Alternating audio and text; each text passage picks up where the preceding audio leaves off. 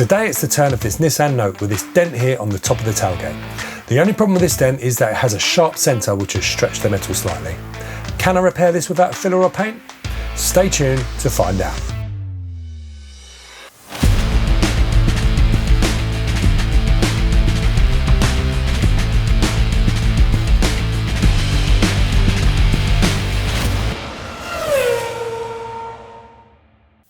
Hi everyone, it's Jake here from First Track Dents and welcome along for another paintless dent repair video. So today I'm working on this 2015 Nissan Note. Now this dent was caused by the customer reversing into a sharp piece of plastic which unfortunately didn't get picked up by the reverse park camera. Some of the white plastic has transferred onto this panel, so before I can analyse this dent to work out which way I'm going to approach this repair, I first need to polish this off so I can see the full extent of this damage.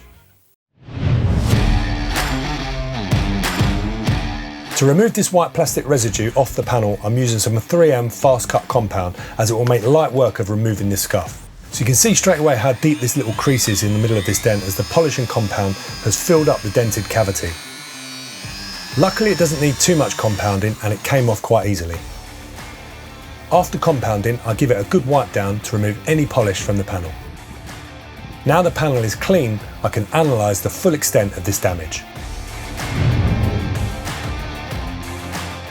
Okay, let's go back a minute before it was polished. We know that it was caused by a low-speed collision into a piece of sharp plastic, so straight away we know that the direction of impact was in a straight line.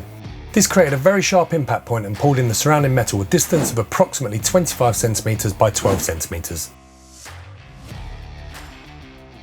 If we look at the side view here, we can see it's also taken in a small section of the top body line and pushed it inwards and upwards, shown here by this red line. We can also see this slight deviation going upwards in this profile line from this head-on view here. Now with the panel polished and my light by the side, we can see a lot more detail. Here we can see the two obvious crowns either side of this damage, shown here in red. The really dark shadow in the middle of this dent shows us how deep and stretched this centre is. This I've highlighted here in yellow. The last thing to mention is that once all the white plastic transfer was polished off, it revealed a very minor scratch that had penetrated through the base coat. So this won't polish out, but the customer is happy to touch this in with some touch-up paint afterwards.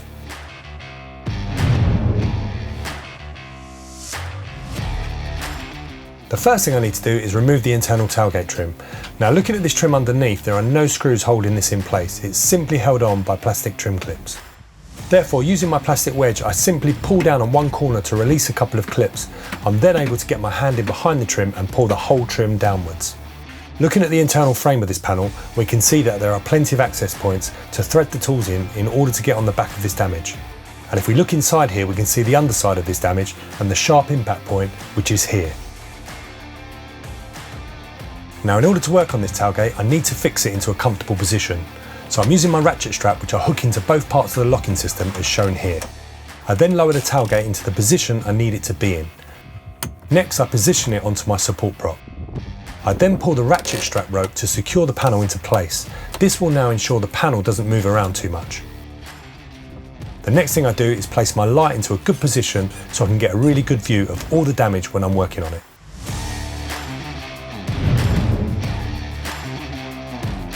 Just my luck, I initially put my umbrella up to shade the panel from the bright sun peering through the clouds, but that disappeared very quickly and has turned into heavy rain and strong winds.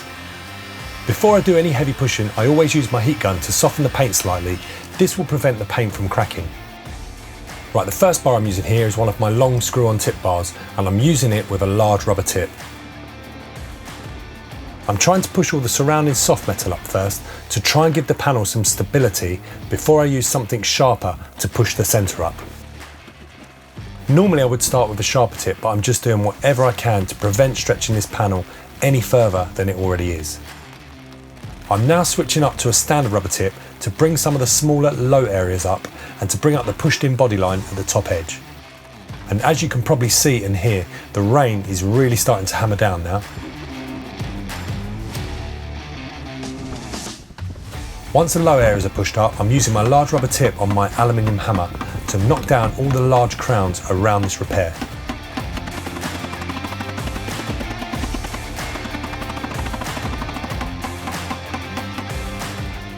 A quick review shows that most of the surrounding damage is up. I now need to move into the centre and rough out the rest of this dent.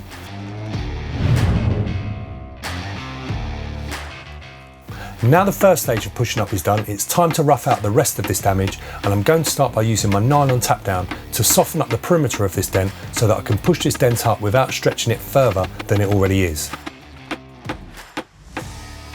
Again, I'm using plenty of heat, especially as this centre is so tight. I'm using my nylon tip here to push up this dent and the surrounding area. As you can see, I have to push this dent up and tap it back down again to weaken it and release all the tight areas. Luckily, this dent is at the top of the panel near the bodyline profile, just under the window, as this is what's giving it its strength. If this type of dent was much lower down or in the middle of a door, for example, it would have been game over, as there would have been too much flex in the panel and it would have been popping in and out by now, which is otherwise known as oil canning.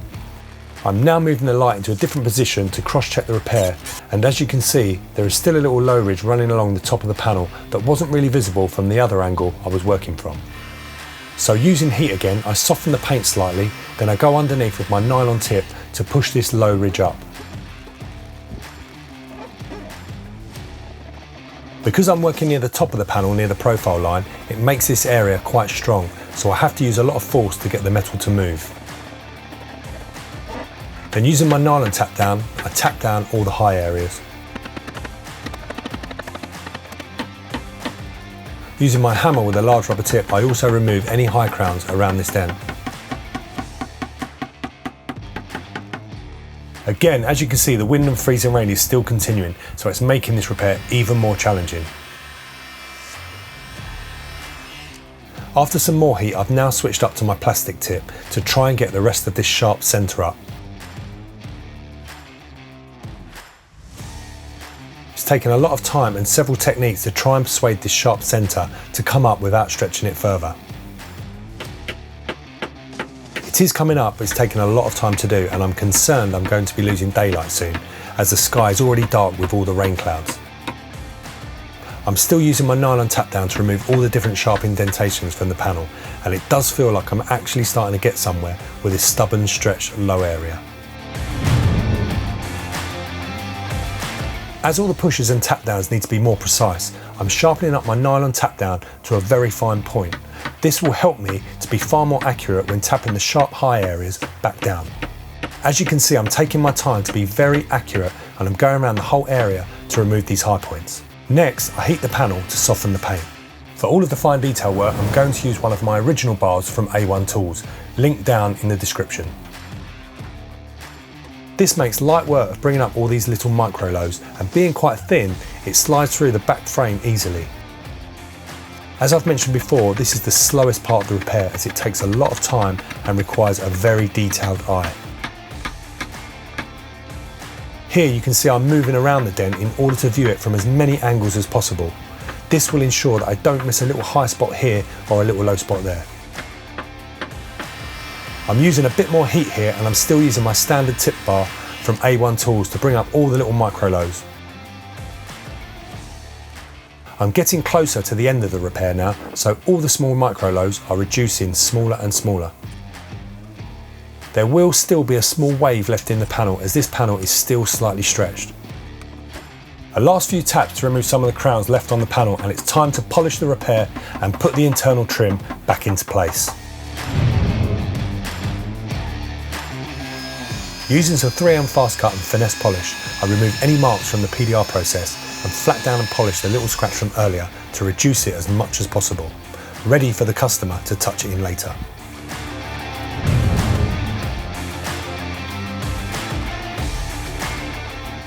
Refitting this trim is just as straightforward as removing it. With the tailgate open fully, it's just a matter of lining up all the little white plastic clips in their respective holes, and with a gentle bit of force, they just snap back into place.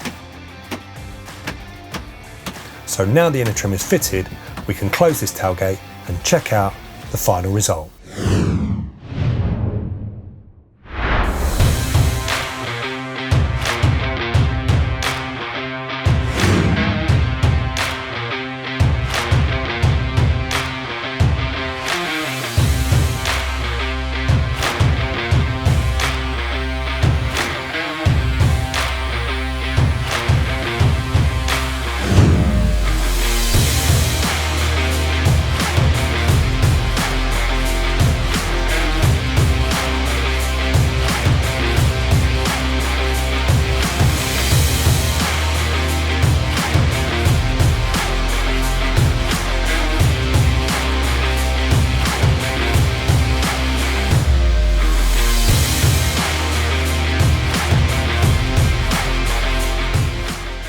Well, thanks everyone for sticking around on this repair and watching my approach to repair and damage of this type.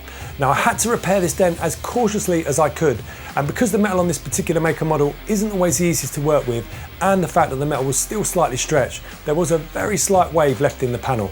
I did polish the scratch and reduce that down slightly, and the customer was happy to touch this in afterwards. So thanks again for watching. If you liked the video, it'd be great to get a thumbs up. And if you want to see more videos like this, then pop along to my YouTube channel where you'll find many more repairs like this to choose from. And if you aren't subscribed already, click that subscribe button and don't forget to click the notification bell to be kept in touch with all the latest videos.